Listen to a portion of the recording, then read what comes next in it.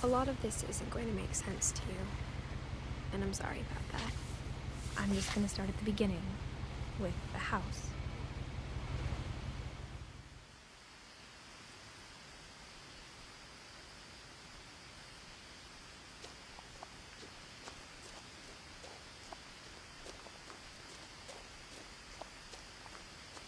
I lived here until I was 11, but I wasn't allowed inside half the rooms.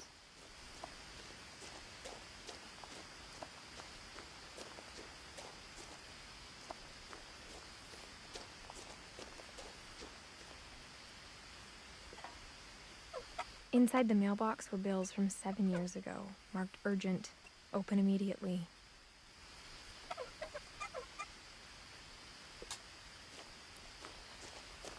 I hadn't been back since my brother Lewis's funeral.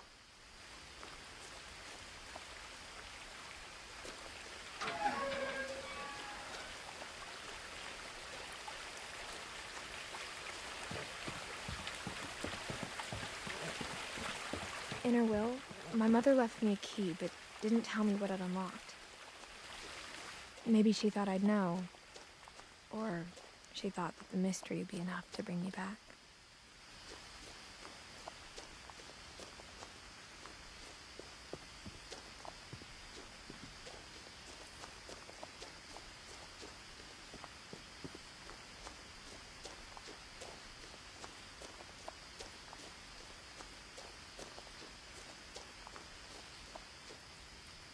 No one had driven this way in a long time, but I saw a few hoof prints.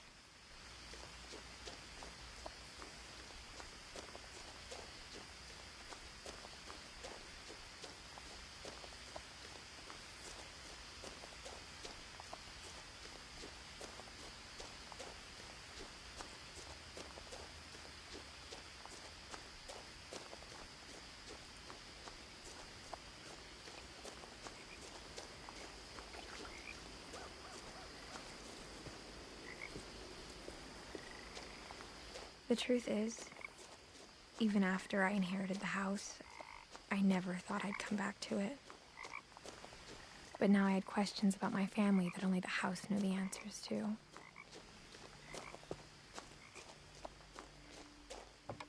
The woods around the house have always been uncomfortably silent, as if they're about to say something but never do.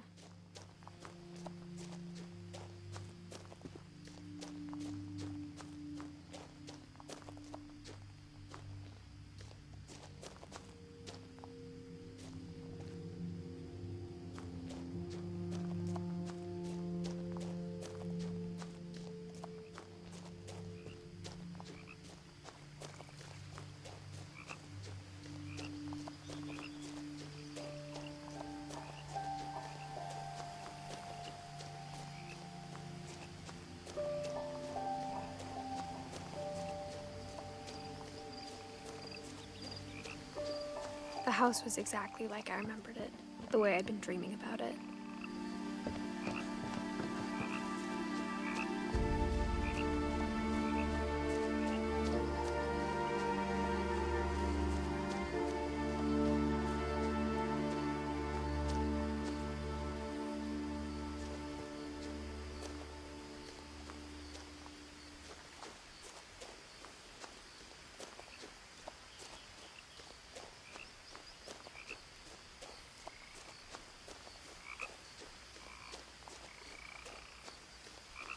As a child, the house made me uncomfortable in a way I couldn't put into words. Now, as a 17-year-old, I knew exactly what those words were. I was afraid of the house.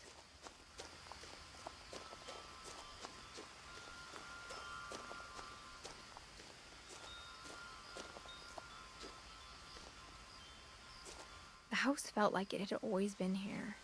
Even the swing set was older than my mother.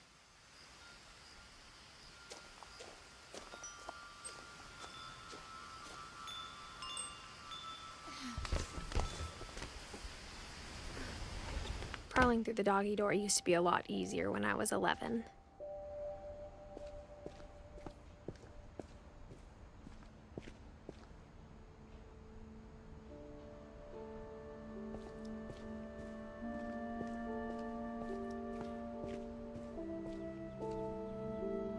power had been turned off the night we left. For the first time in years, I felt like I was home.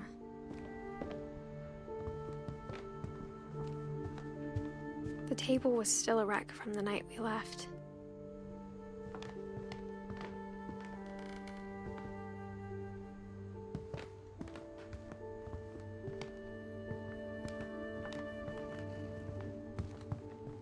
Nothing in the house looked abnormal. There was just too much of it, like a smile with too many teeth.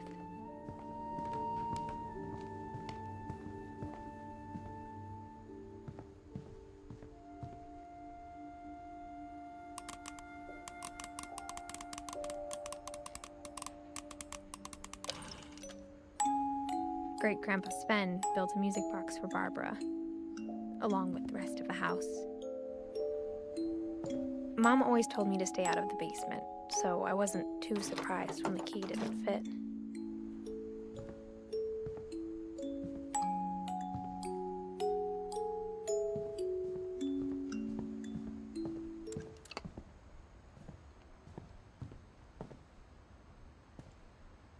After Milton disappeared, Mom sealed up all the bedrooms.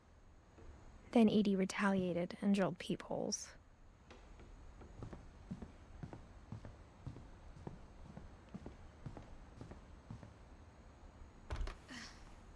My Grandpa Sam spent 7 years sharing a room with his dead brother, Calvin.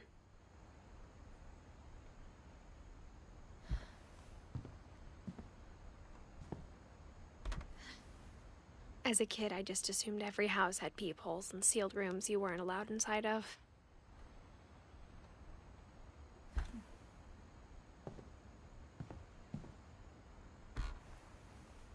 The last time I was in Edith Sr.'s room, I was 10 and she was painting my portrait.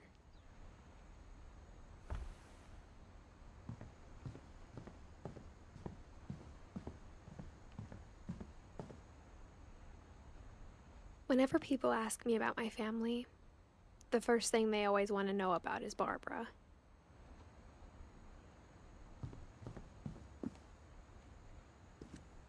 Mom must have locked the third floor stairs on the night we left. Edie's father, Odin, built the original house.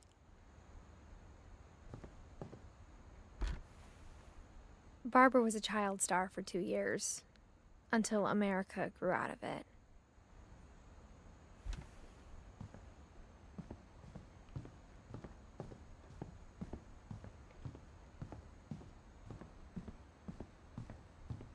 I spent a lot of time playing in Great Uncle Walter's room.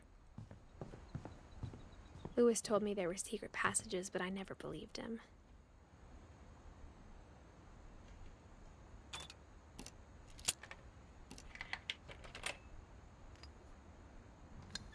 Turns out, my mom was really good at keeping secrets. Now it was time to find out what my mom had been afraid of.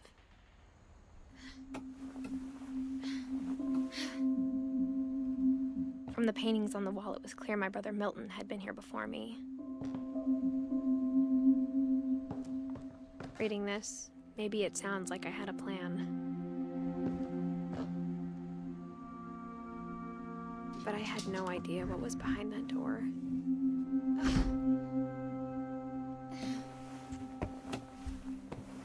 Just like I had no idea where all this was gonna lead. I grew up looking at Molly's room through the peephole.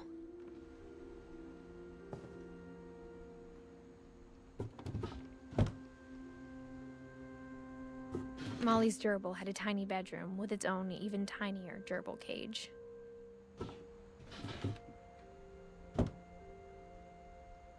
Being inside for the first time, I felt like I'd stepped behind a painting.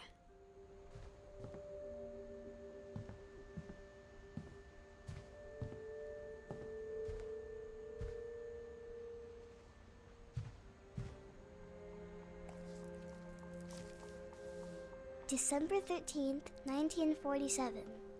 Dear Diary, I'll be gone soon, but I wanted to tell somebody about what's gonna happen. It started when Mom sent me to bed without dinner. I woke up and I was starving, so I looked around for something to eat.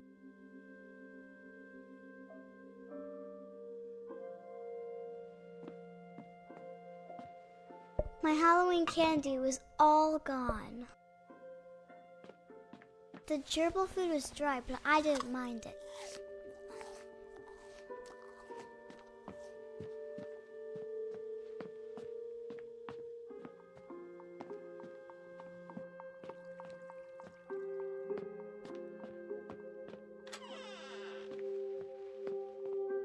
I kept eating and eating.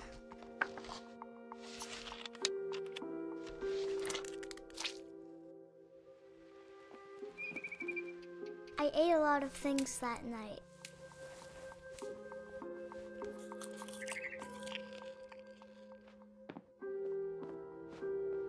Then I heard chirping outside my window.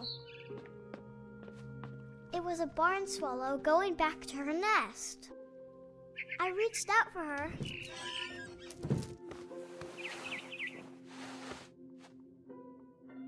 And suddenly, I was a cat.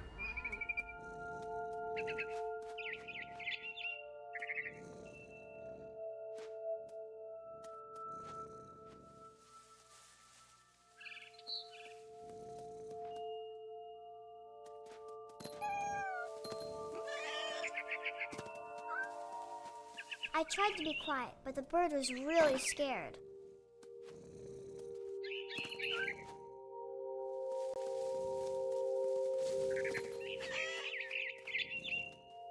Mom and Dad didn't even look at me.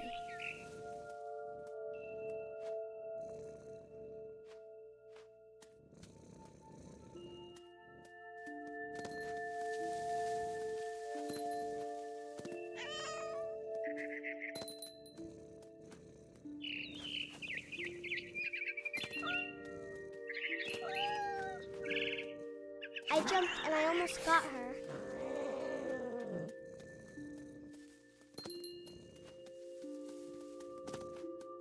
I could tell she was getting really tired. Now I was up in the big tree.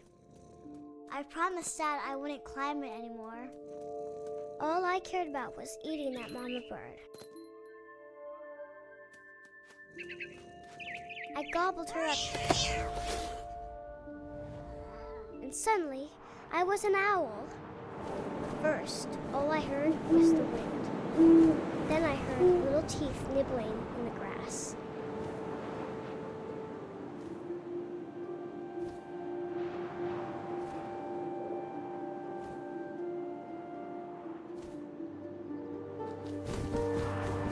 Rabbits.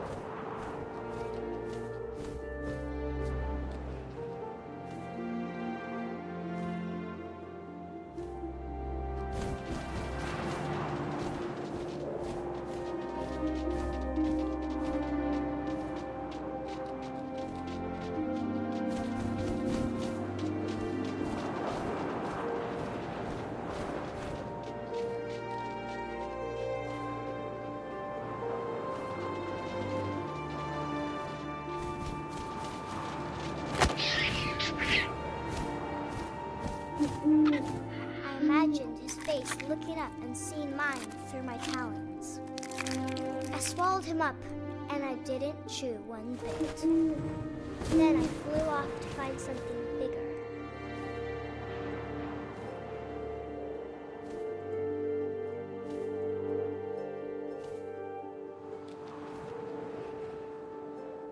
A mama rabbit.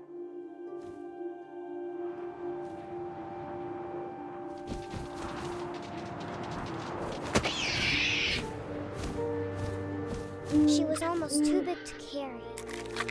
I started choking, but I couldn't stop eating. And suddenly, I was a shark.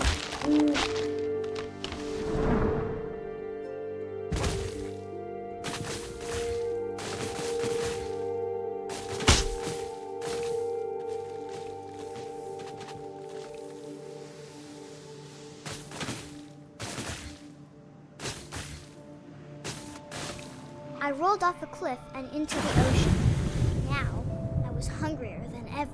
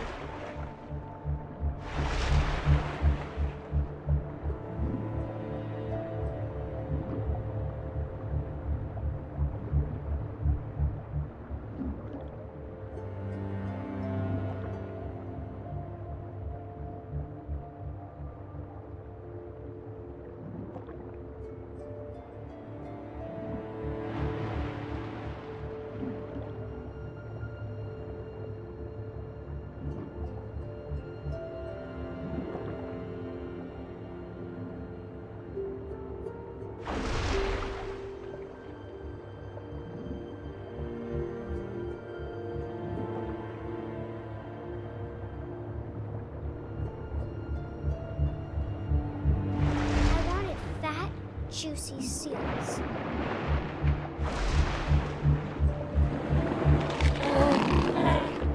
I tore off her flipper and it tasted really good.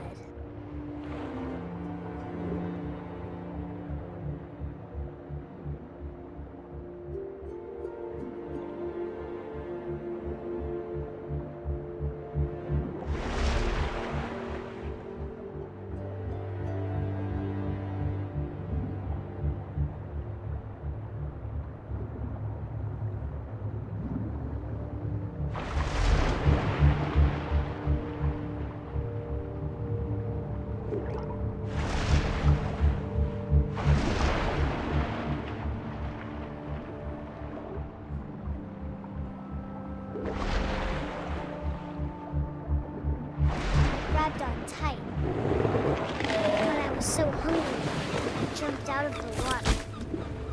When I opened my eyes, everything had changed.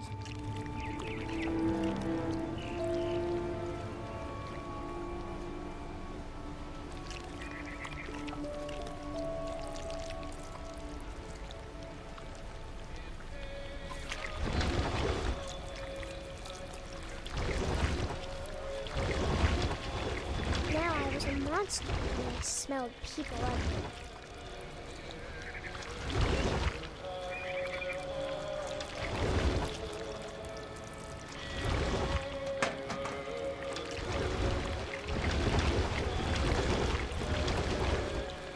I was big, but I moved real quiet.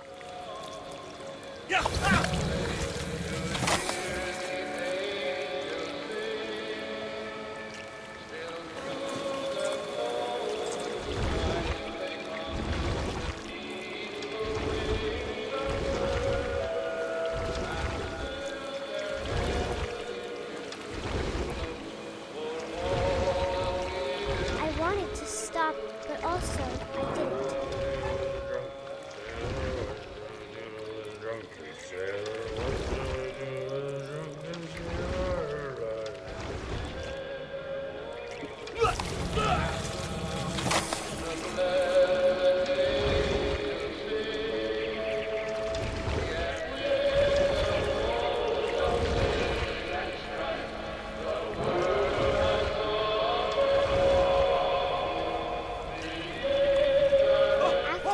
Passenger, I was still hungry. And to cross the water, I smelled something new. Something I had to have, so I swam towards it.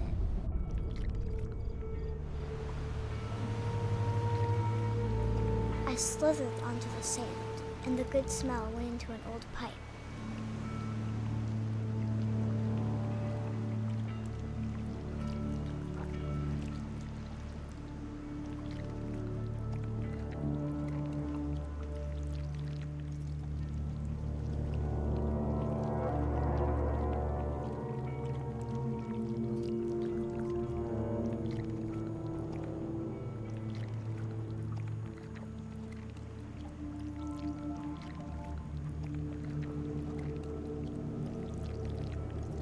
I got closer and closer.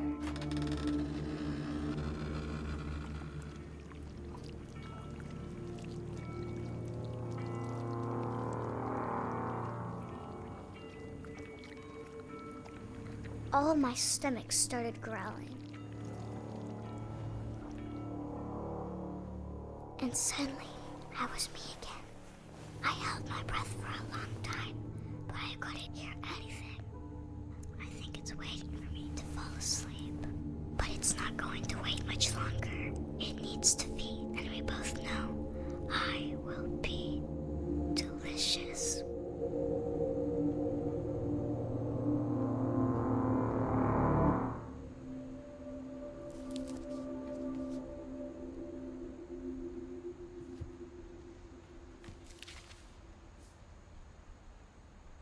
I'm not sure if I believed all of that, but I'm sure Edie would have.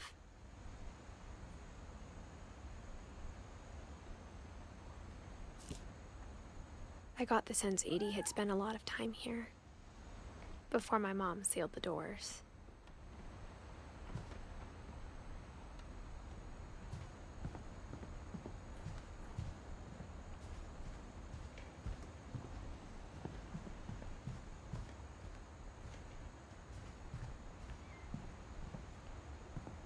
I can't describe it, but I felt like some part of Molly was still here.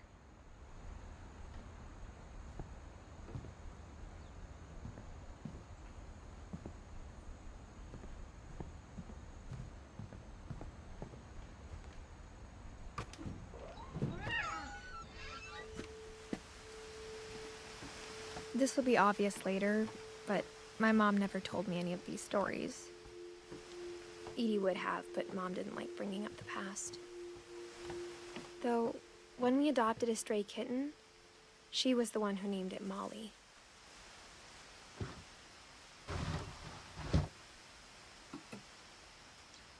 I spent a lot of time in Great-Grandma Edie's room. Even in her 90s, sometimes Edie seemed a lot younger than my mother.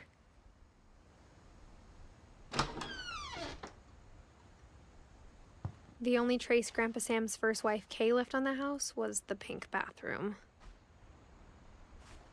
It was a pretty big trace.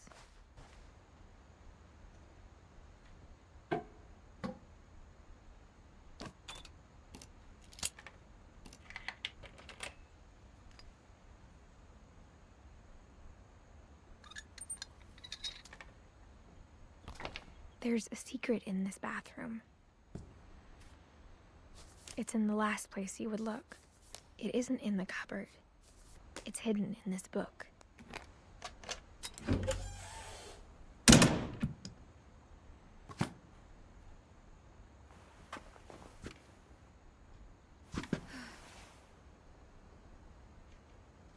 Sven gave Sam an old camera he'd refurbished. He never put it down.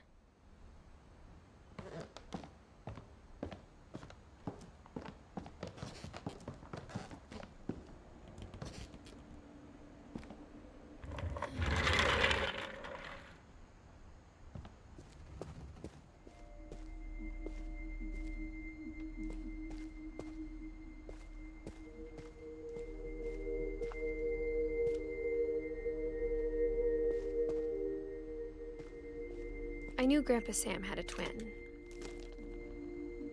and that he never talked about him. I guess my grandpa didn't like history any more than my mom did.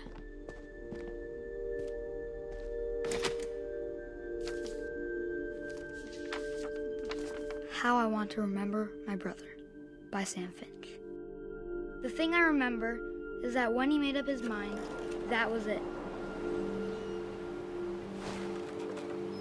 My brother said he'd die before he ate another mushroom, and he did. At Barbara's funeral, we swore he'd never be afraid again, and he wasn't. I think Calvin always wanted to fly.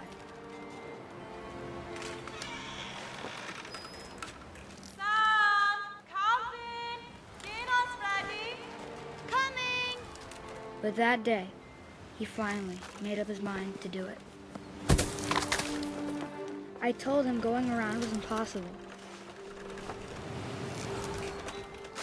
Maybe if I hadn't said that,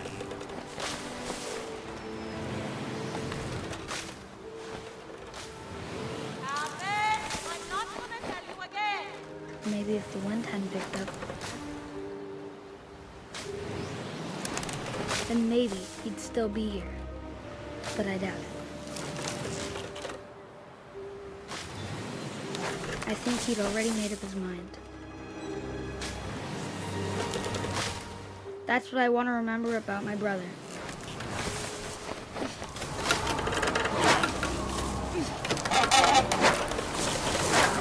The day he made up his mind to fly. And he did.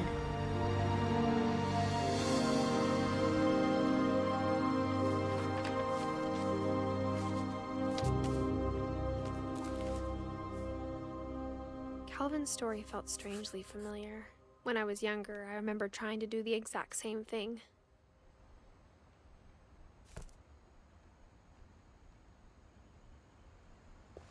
After the funeral, Edie roped off Calvin's half of the room.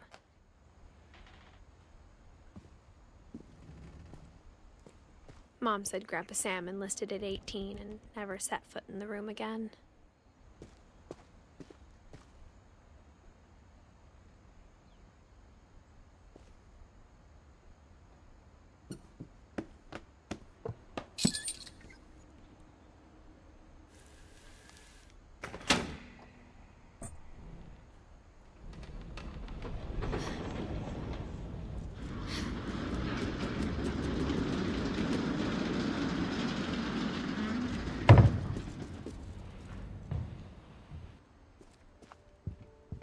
The passages were a pretty tight fit.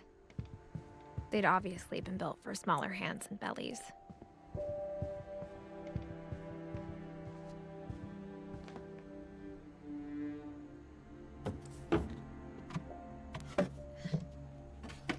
Growing up, I always thought of Barbara as a child star.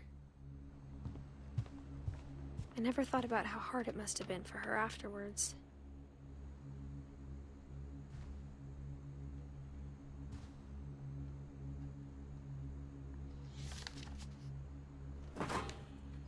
Of all the stories people wrote about Barbara's death, I'm surprised Edie saved this one.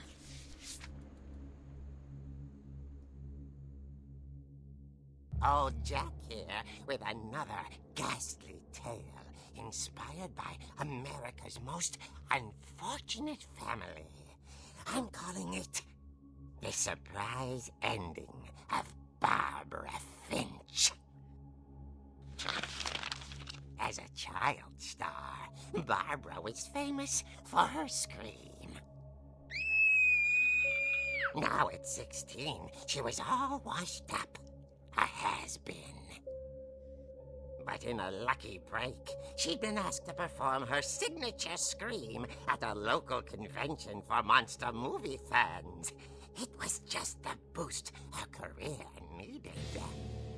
Unfortunately, her scream hadn't aged well. Getting better. I think you just need the right motivation. Her biggest fan and current boyfriend, Rick, was about to demonstrate when... Now that was a great scream. It was Barbara's father, Sven. He'd slipped into a table saw and had to be rushed to the emergency room. So Barbara got stuck babysitting her youngest brother, Walter. Her convention comeback was cancelled. Okay, I'm hearing frustration, but I'm not hearing terror.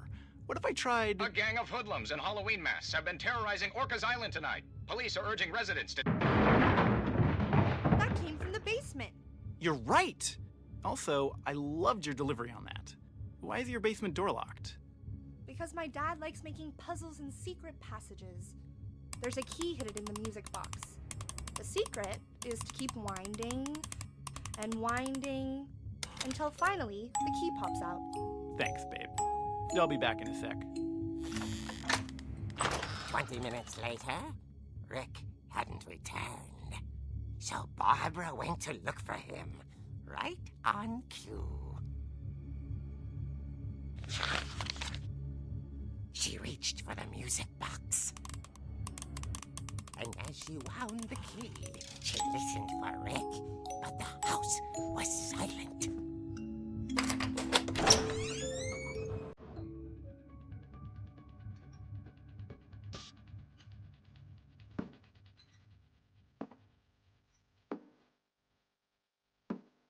She found Rick's crutch and imagined the worst.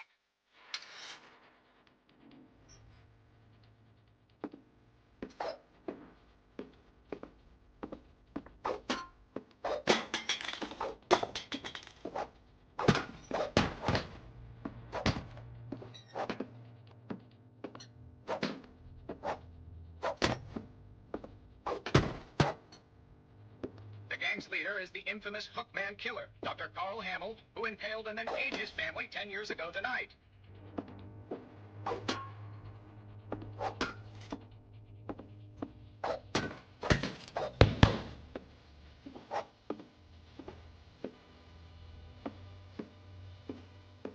The old Finch rattled and grew still.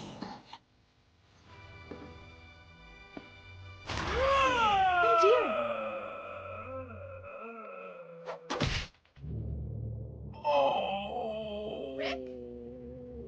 Barb, relax. I was just trying to scare you to help you find your scream. Well, I'm not scared, Rick. I'm furious. Then act furious.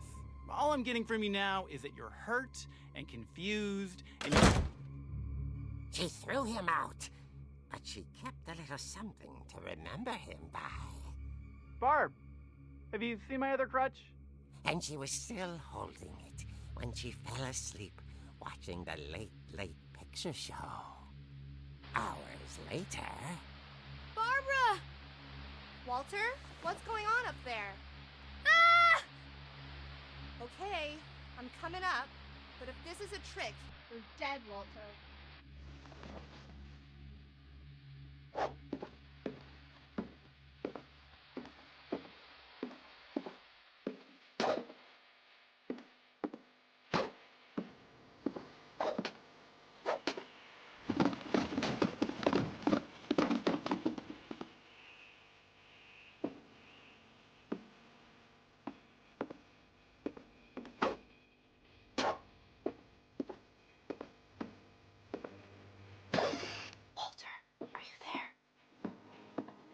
Walter had vanished, but his bedside radio was still on. Orcas Island police describe the man as 6 feet tall, with a steel hook for a hand. Residents are urged to lock all doors and windows and notify the police of any suspicious activity. Barbara turned, saw the hookman, and was speechless. He was quite smashing.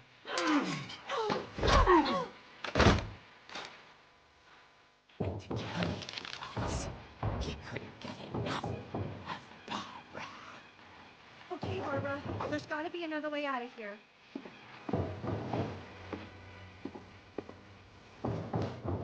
That night, she played her part beautifully.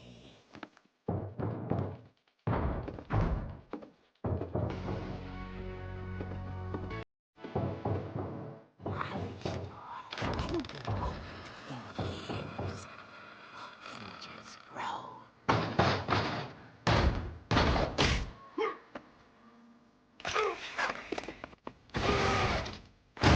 He wasn't moving, but she sensed the story might not be over yet.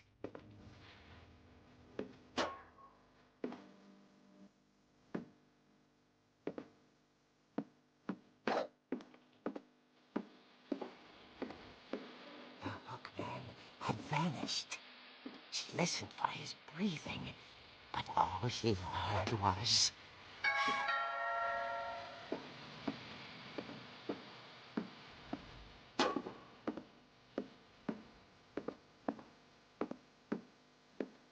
At the door, she heard whispering.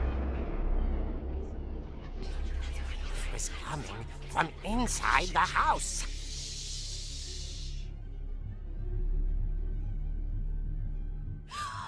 Oh dear. Surprise! You were wonderful.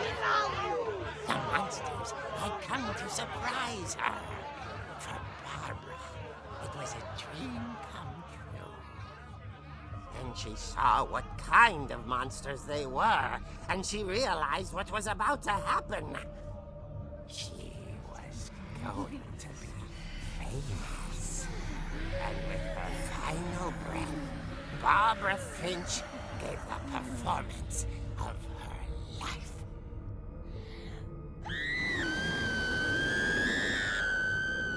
I wasn't there myself, but I hear Barbara was magnificent. Poor girl. She had a taste for stardom. But unfortunately, so did her fans. Of course, the police blamed it all on poor Rick, who disappeared the same night. And little Walter, hiding under his bed the whole time. He took it all pretty hard, but that's another story. As for Barbara, tucked inside the music box was all they ever found of her. Her ear. Now that's what I call a real eerie tale.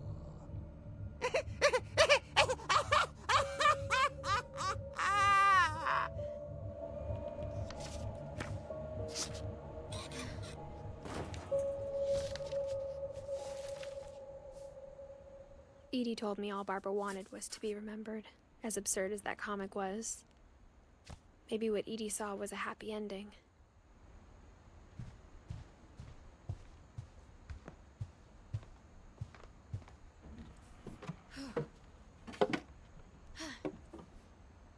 I guess now I know why Mom didn't like me playing with the music box.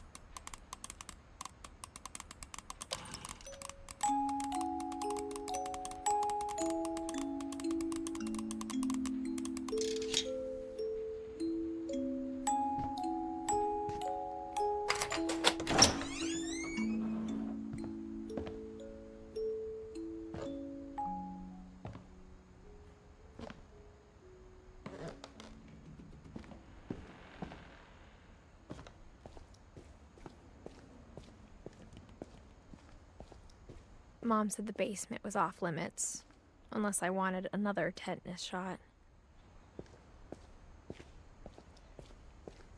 I saw Edie sneak down to the basement once, carrying packages. I thought maybe she was hiding presents. It turned out she was hiding a lot more than that.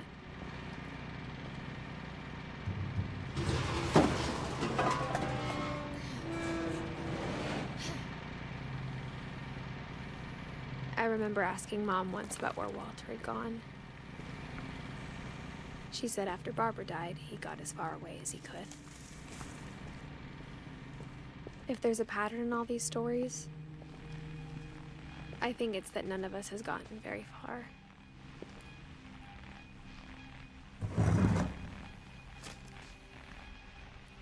Goodbye, everyone. I can't believe I've been down here for 30 years. On that first day, after the shaking started, I didn't think I'd survive a week.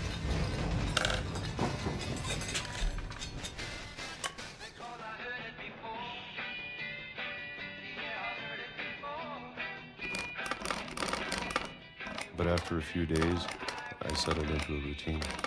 That's what kept me sane. Having a schedule, living for today. I always expected to be dead tomorrow. But if you wait long enough, you get used to anything.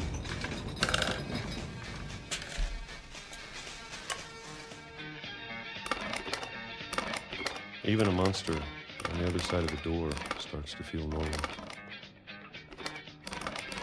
Almost friendly.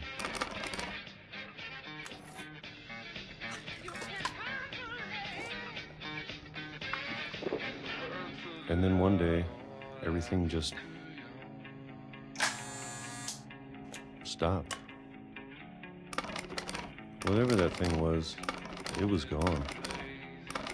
Maybe it got tired of waiting. Or maybe I just got tired of being afraid.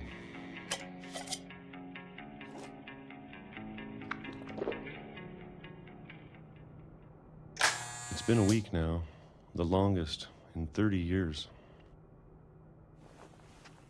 I'm done waiting.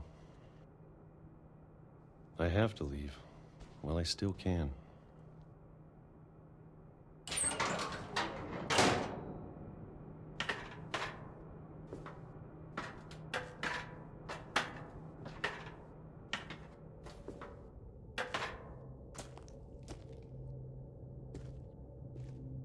I know it's out there, somewhere.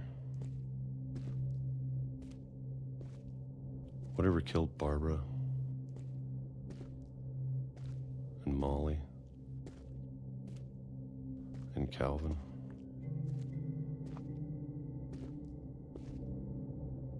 Maybe this is all a mistake. But I need to stop living the same day, even if it kills me.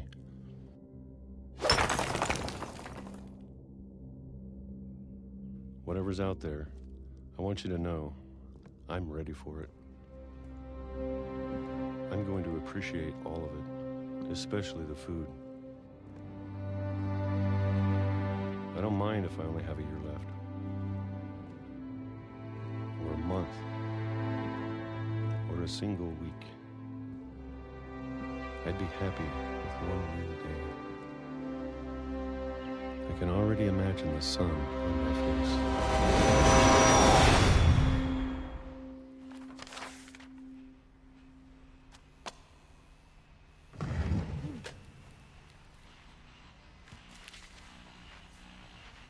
Walter died when I was 6. I can't believe my mom never told me he was down here.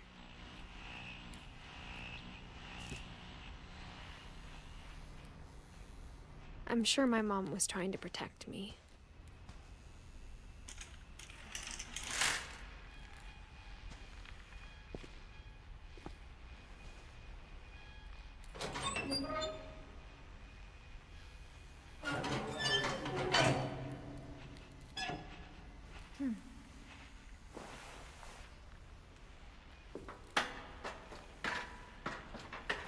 Maybe she was afraid I'd end up like Walter. But if she never told me about an uncle under the house, I can only imagine what else she was hiding. I don't want to make the same mistakes she made. Trying to bury something that's still alive.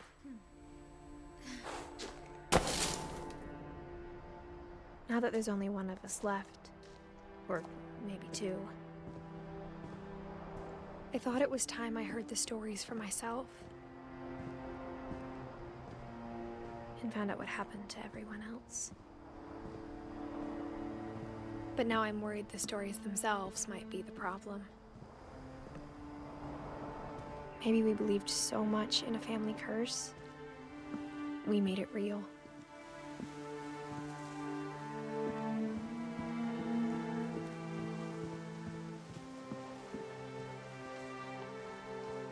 I don't know if I should even be writing this.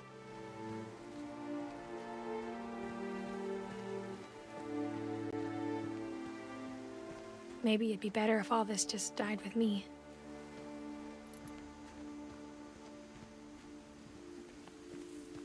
But I thought you should know about your family.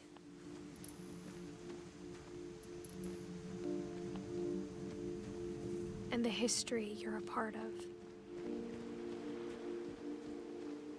Though to be honest, I feel as lost as you probably do right now.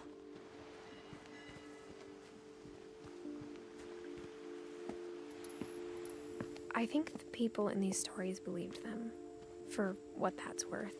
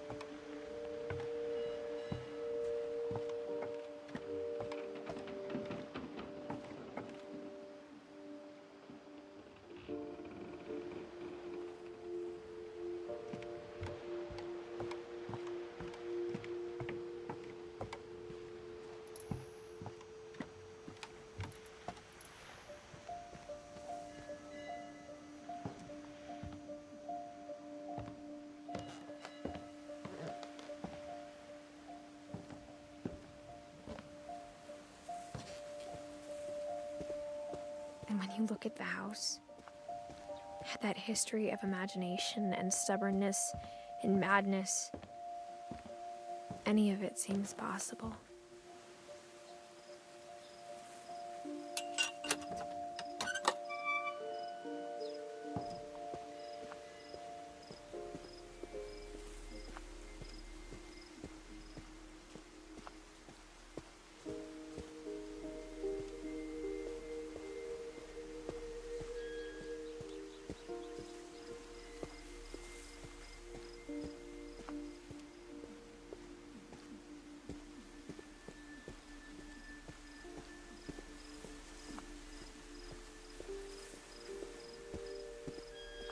I think we've been surrounded by death for so long, we've just gotten used to it.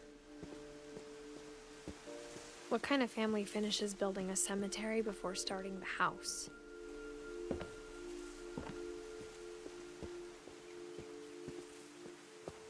It's embarrassing for me to admit this, but the pet cemetery made me more uncomfortable than the human one. 3 of the gerbils were mine, and 2 had been my fault.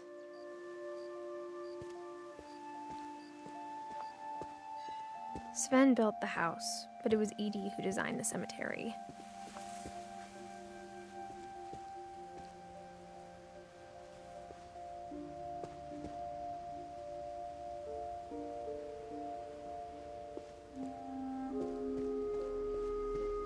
I'm sure Odin's monument had been Edie's idea.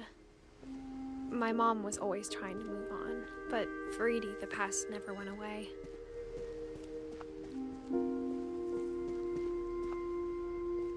She could see it poking out of the water at low tide.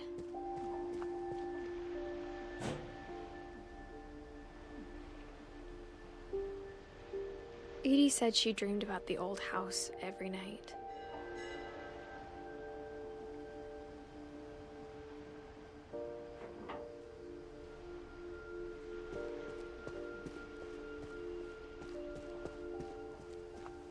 Edie's side was always easier for me to understand.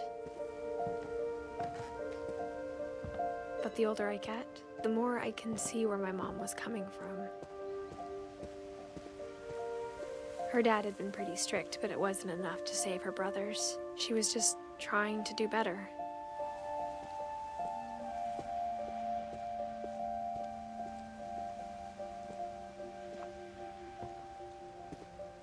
She lost 2 of her brothers, just like I did. I get why she tried so hard to protect us. There's so many things I wish I could ask my mom now. Part of me thinks this is what she wanted all along. For me to come back someday and find everything out for myself.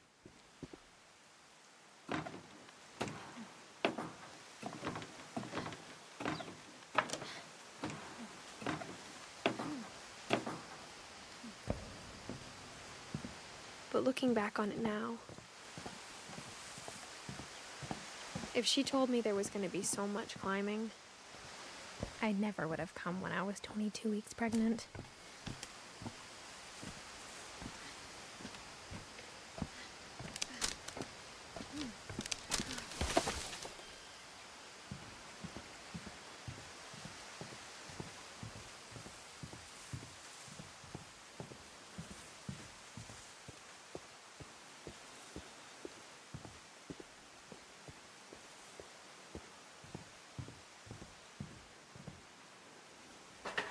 I never met Grandpa Sam, but I think he and my mom had a lot in common.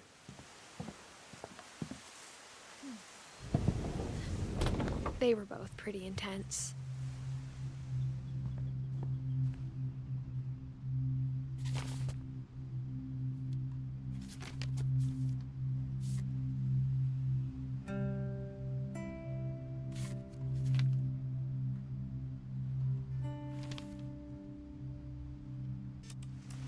Dawn, I promise, you'll never forget this weekend. Yes, sir. These memories are gonna last a lifetime. Hmm? What? Am I gonna have... Perfect. It's gonna rain the whole weekend, isn't it? I will never forget this weekend, Dad. That's the spirit. Okay, got it. I'm gonna take some pictures, okay? Just be careful. That camera's older than you are.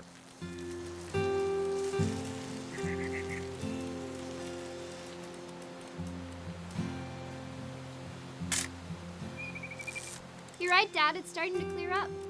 Still freezing, though.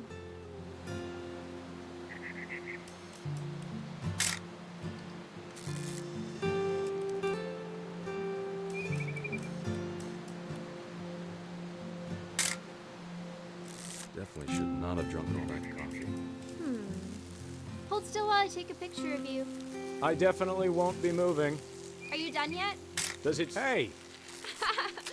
That's a keeper. Nothing quite like being outside. I'm just saying, I'm not always gonna be here, Dawn. You'll need to remember this stuff, if you want to survive. I'll be fine, Dad. You know who else thought he was gonna be fine? Some guy who died. Dawn, I'm being serious. I know, Dad. You're always serious. Doesn't being out here make you want to chill out? Well, to tell you the truth, I haven't been out here in 20 years.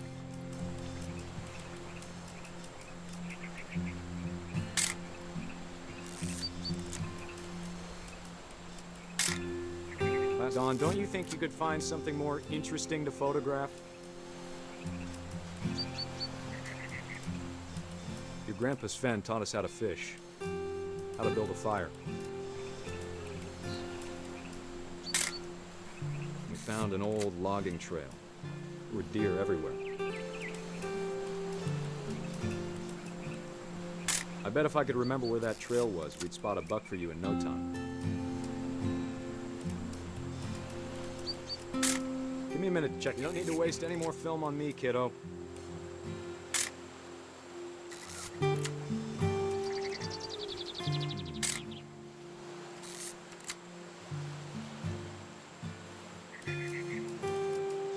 Dad!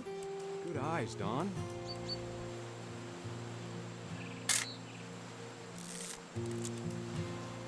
Before you take the shot, let me get a picture of you. Dad, I... Just breathe. Turn off your imagination. Focus on your target. Let me get behind you. Do I have to do this? Dawn, you don't have to do anything. But if you want to survive, you'll need to be strong. Great shot, Dawn!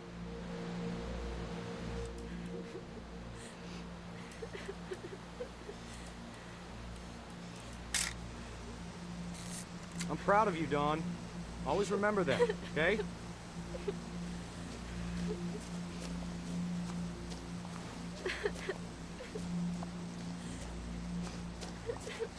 Dad, it's twitching. I think That's it's totally normal, Dawn. Just focus on the camera. Try not to think about... Dad!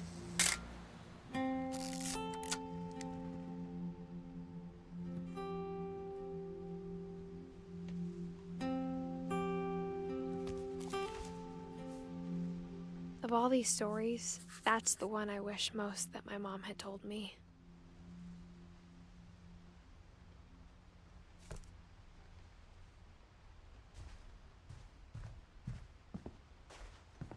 Instead of hiding from death, Sam seemed to go out of his way to meet it.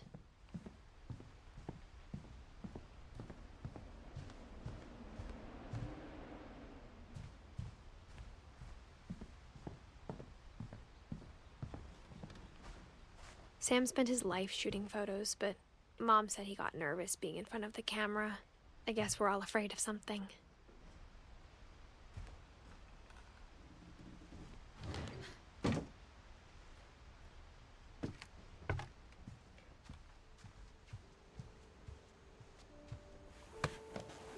After Sam died, my mom and Edie got really close. They'd both lost a lot.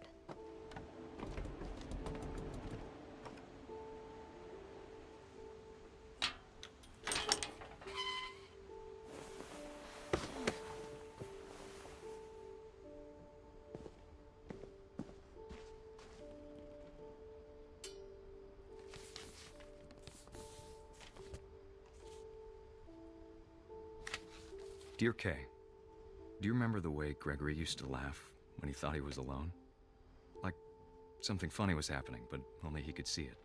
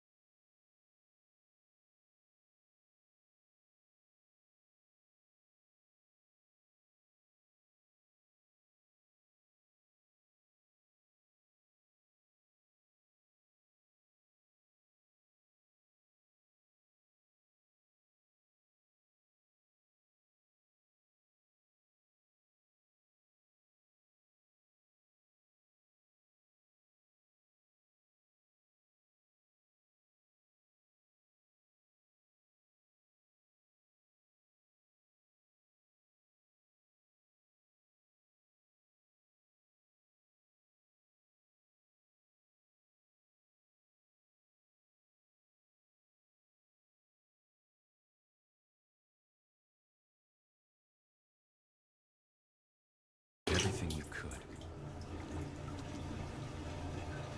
Maybe if I hadn't called that night. Damn it. Hold on, I don't want Gregory to hear this.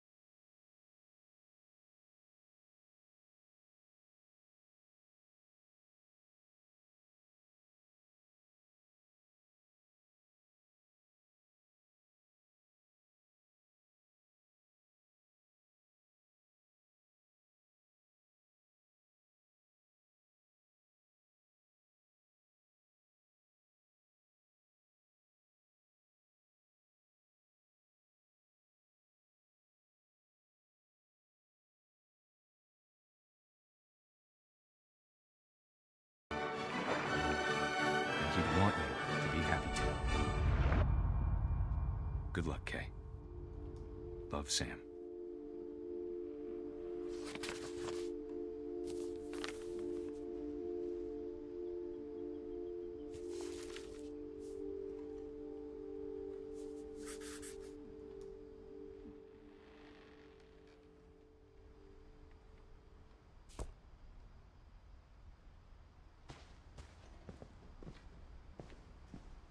I can't imagine my mom ever writing poetry, and yet... A poem for Gus, who always said the wedding was a bad idea. Our father never hit us kids, at least not very hard, before the day my brother said with teenage disregard that he'd be dead before he'd see a wedding in our yard.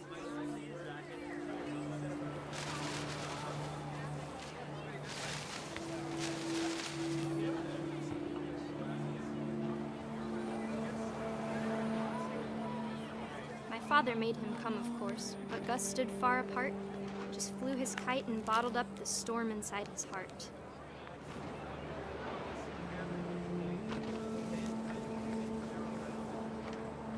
I tried to talk him out of it, but though he'd never met her, we don't need a stepmom, were the words that I now pronounce you husband and wife. You may kiss the bride.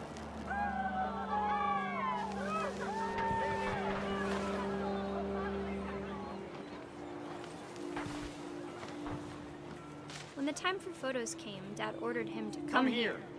But Gus declined, and as a sign held up his middle finger.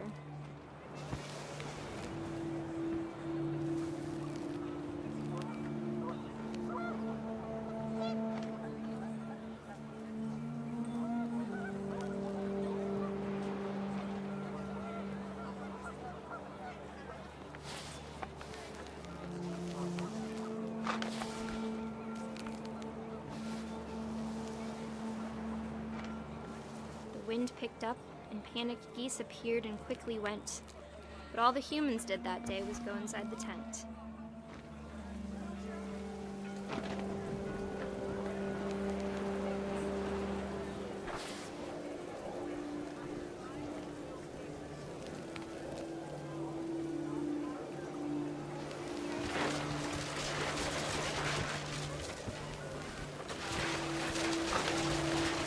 The rain came down in buckets then, but no one seemed afraid that nature might destroy the tent our dad had crudely made. The thunder sounded much too close and full of angry power. But all my father said to this was, "Make the music louder."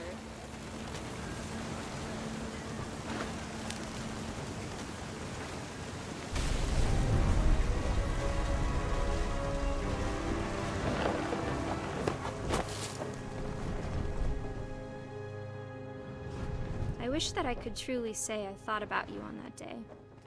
Out there on the beach alone, just you, the wind, the sea, and foam. But I didn't, until we found you.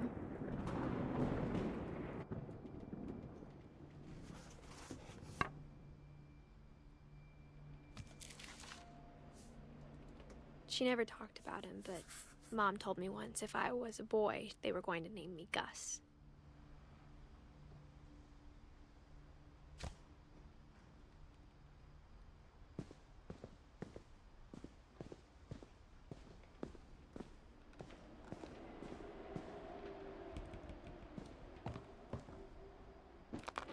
My mom moved up to the loft after her brothers died. At the time, it was as far away as she could get.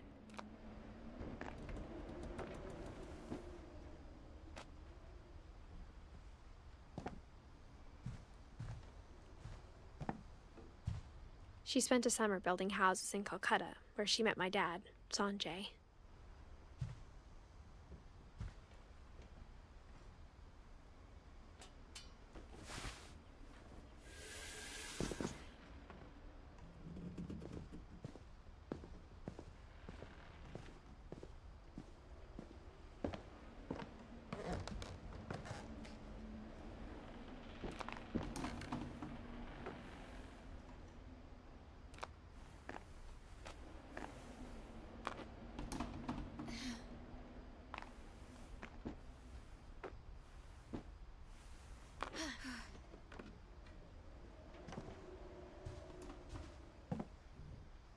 My mom moved to India a week after graduation and got a job teaching English. Lewis was born a year later. When my dad died, I don't think Mom knew where else to go.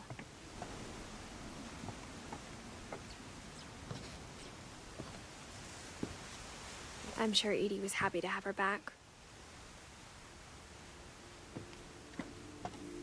And to see kids in the house again. The house had to get a little bigger, but Edie was used to that.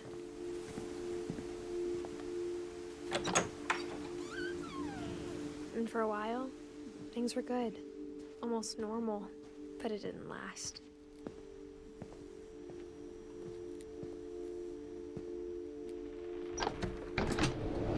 The beginning of the end was Milton's 10th birthday, when Edie gave him a castle. After Milton disappeared, the only thing he left behind was a room full of paintings.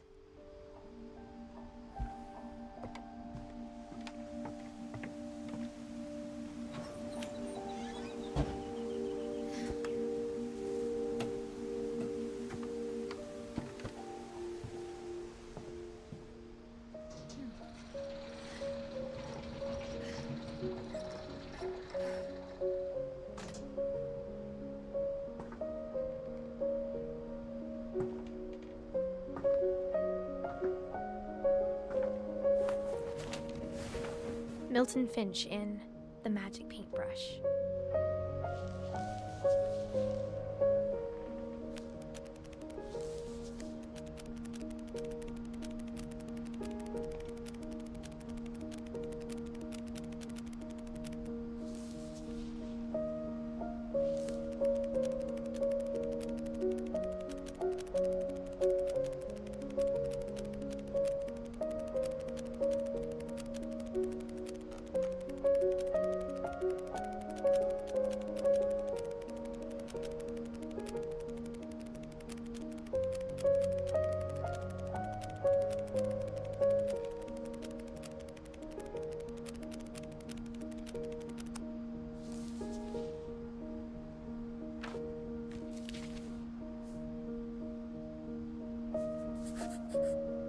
I was 4 when Milton disappeared.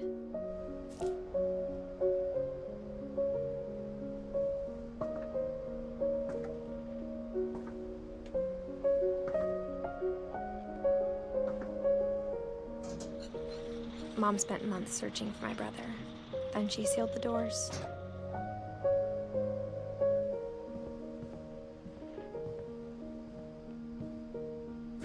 Whatever Milton had found in the house, Mom didn't want it getting out.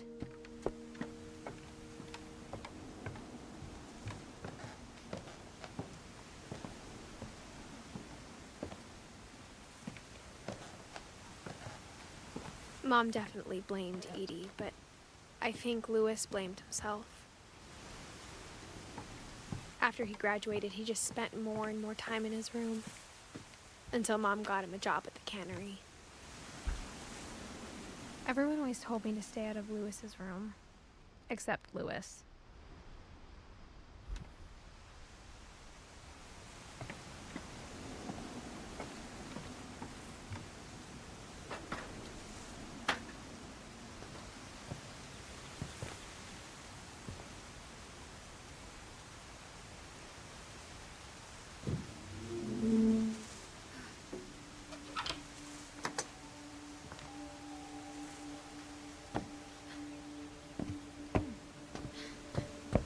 Lewis's room smelled very, very familiar. That part of him lived on.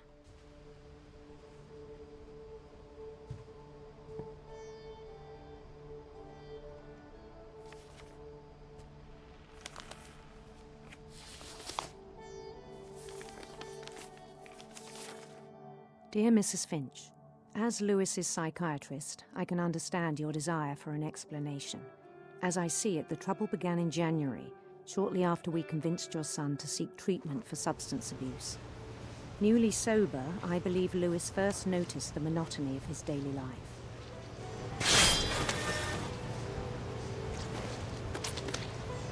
He kept working at the cannery.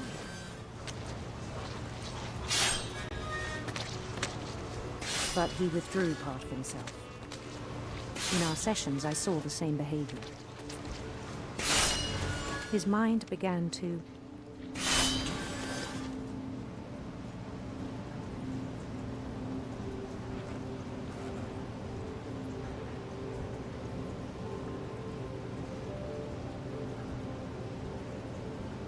wander.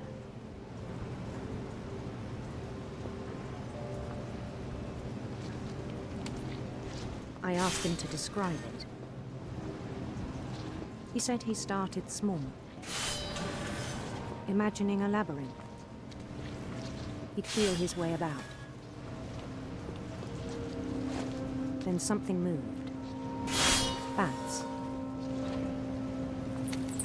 And toads.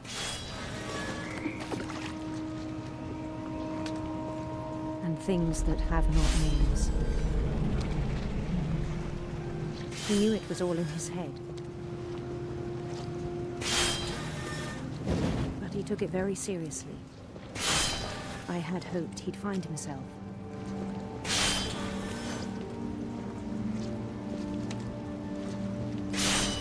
But he found something more.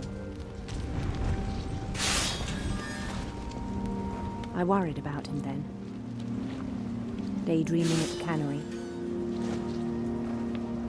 I spoke with his boss. But he said Lewis had become a model employee.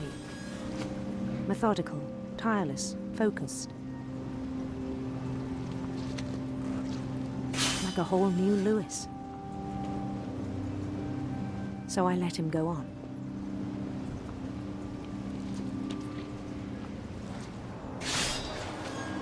I even encouraged him. It seemed very promising at first. He told me he'd made a new friend.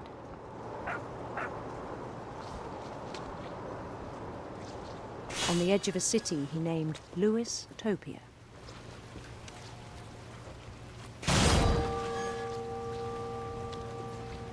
He built the city up slowly, brick by brick. Then he made musicians.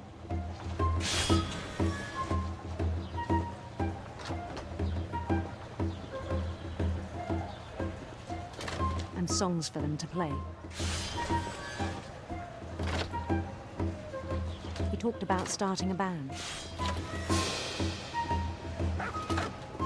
And he was always humming something. Every day his imagination grew stronger.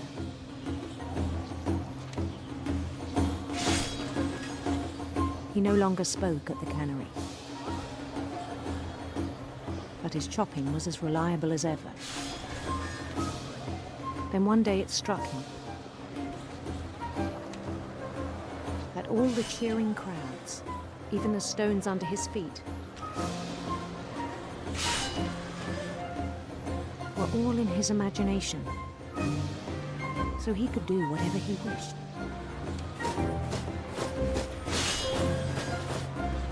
He held an election for mayor. And he won. They begged him to stay, but his mind was already wandering. It became a game for him.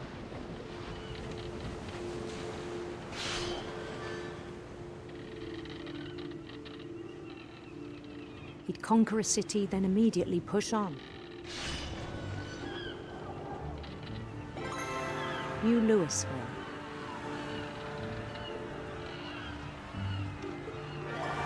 St. Louis.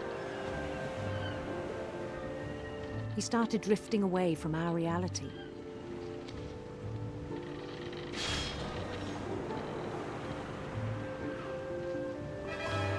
Minneapolis. Until one day he forgot to go home from the cannery. Even as his mother pleaded with him, part of Lewis kept sailing on.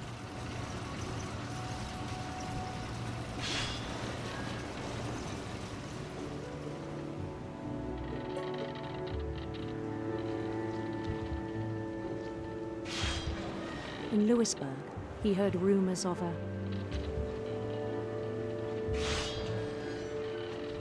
Beautiful prince.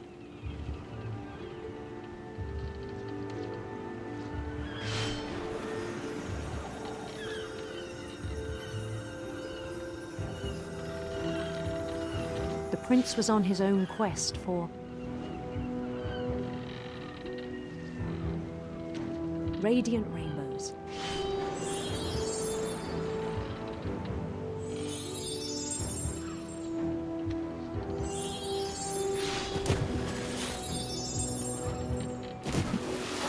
He followed the sound of his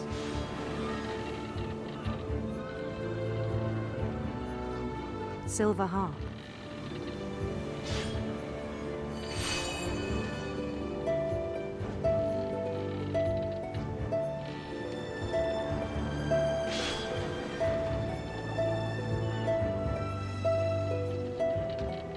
His chase led him to a golden palace east of the sun and west of the moon.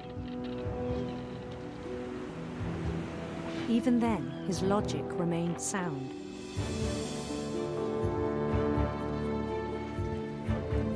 He knew the world was all in his imagination.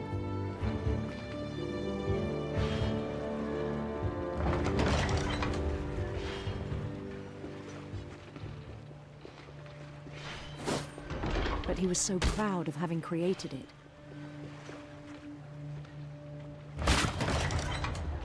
In his own eyes, he'd become something greater than a king.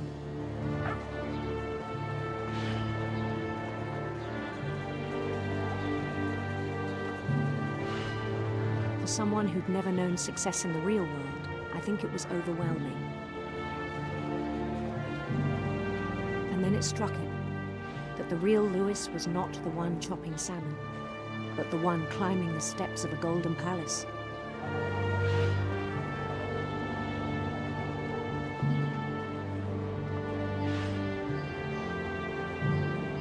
My imagination is as real as my body, he told me.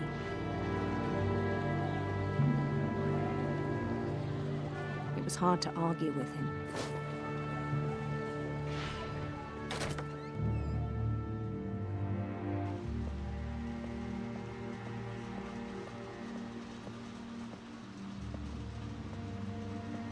He began to forget the world we know.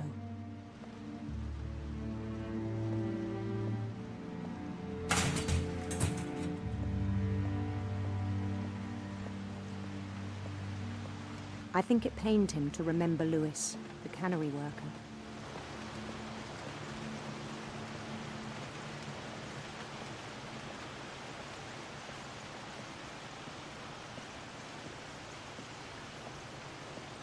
He began to despise the man with a royal contempt.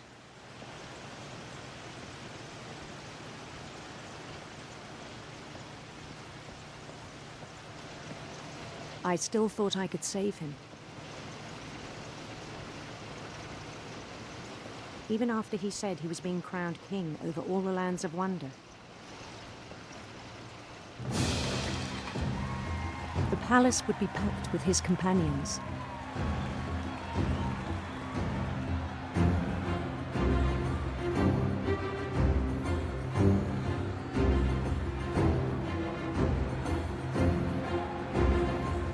Including the wise Calico who'd insisted on advising him.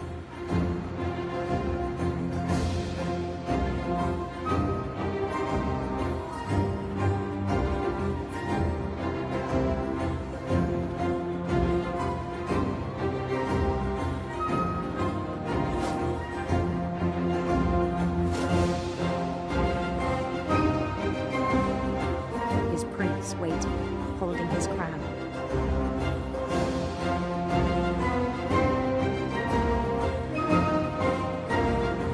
There was only one thing left to do.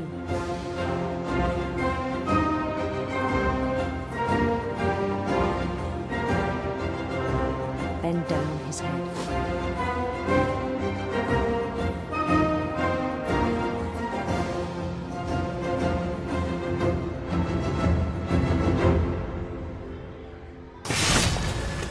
I think you know. Mrs. Finch, your son was a kind man who will be missed by all of us who knew him.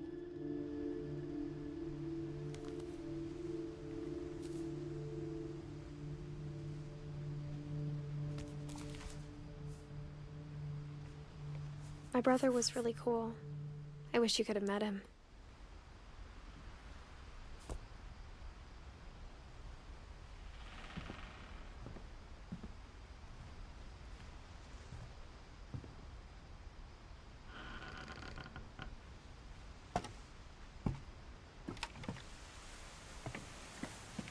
On the way back from Lewis's funeral, my mom told me to start packing.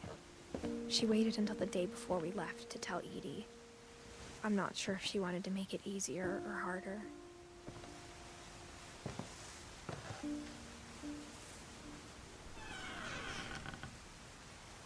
I wish we'd stayed. But I understand why we left.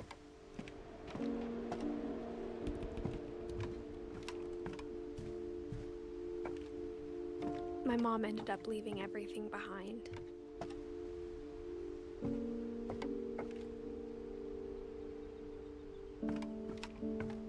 What happened that night had been coming for a long time.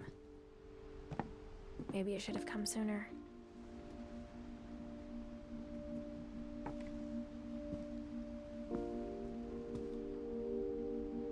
But it had to end one way or another. All that's left now is to tell you about that last night.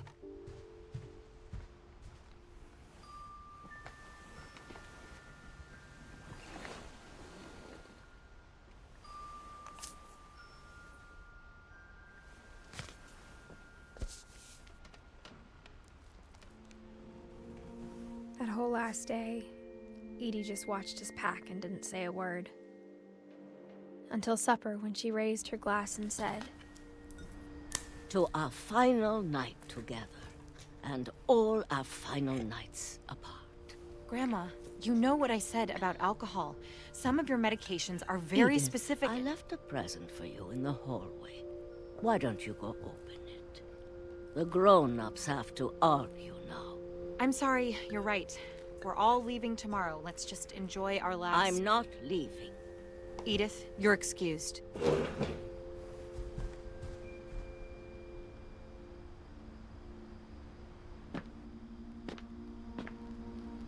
The power had been shut off that morning, but Edie always had plenty of candles.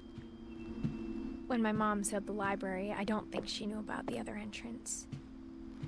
Or that Edie had a key to it.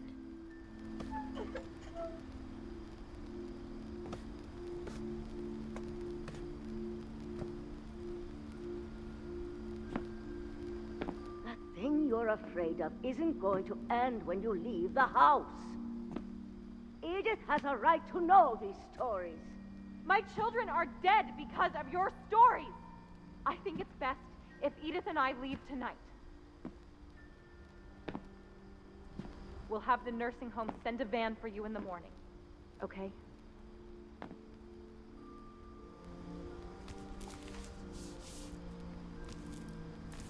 Dear Edith, there's so many stories I wish I could tell you, but there's only time for one. This is about what happened on the night you were born. That night, the tide went way, way out. It was the first and last time I ever saw the old house aground. There'd been an earthquake out in the middle of the ocean. They called it the lowest tide in 1,000 years. God, it smelled awful. You know, I've seen that house every day of my life.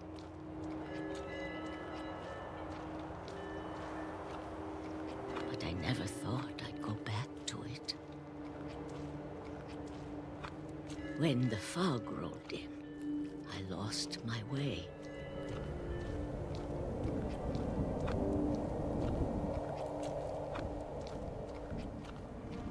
I got turned around.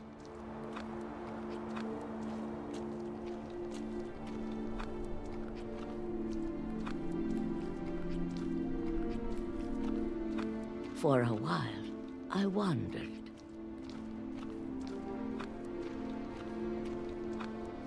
I started seeing things.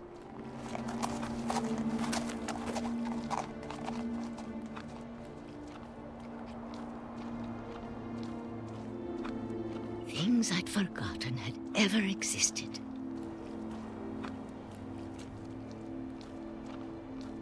But when I saw them, they felt like old friends. That night, a lot of things came back to me. Or maybe I came back to them.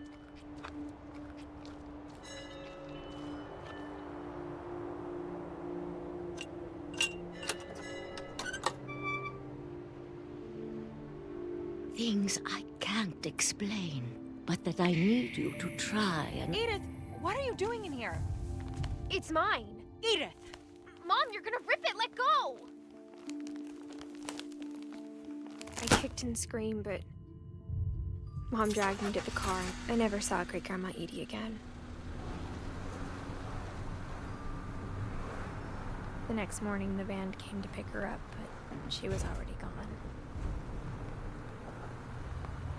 After that, we moved around a lot.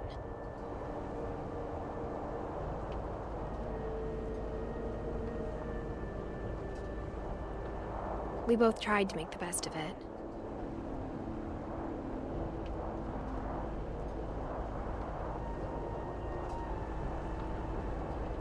A few years went by.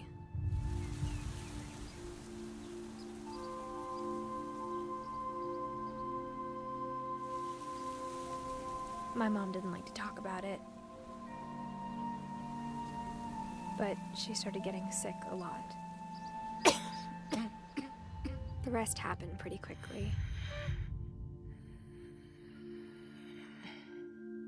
She got better for a while,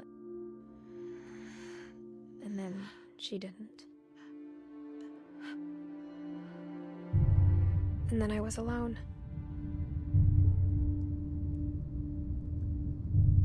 The last Finch left alive.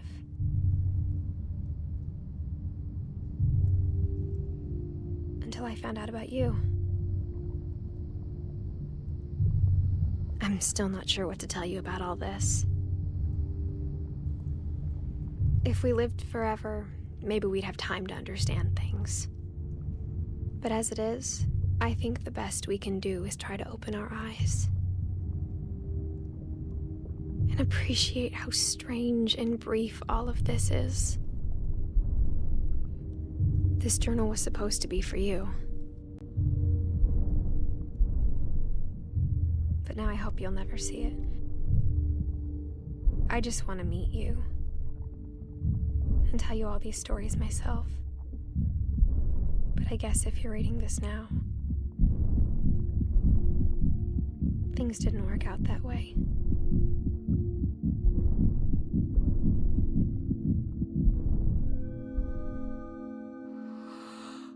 This is where your story begins. I'm sorry I won't be there to see it. It's a lot to ask, but I don't want you to be sad that I'm gone. I want you to be amazed that any of us ever had a chance to be here at all. Good luck.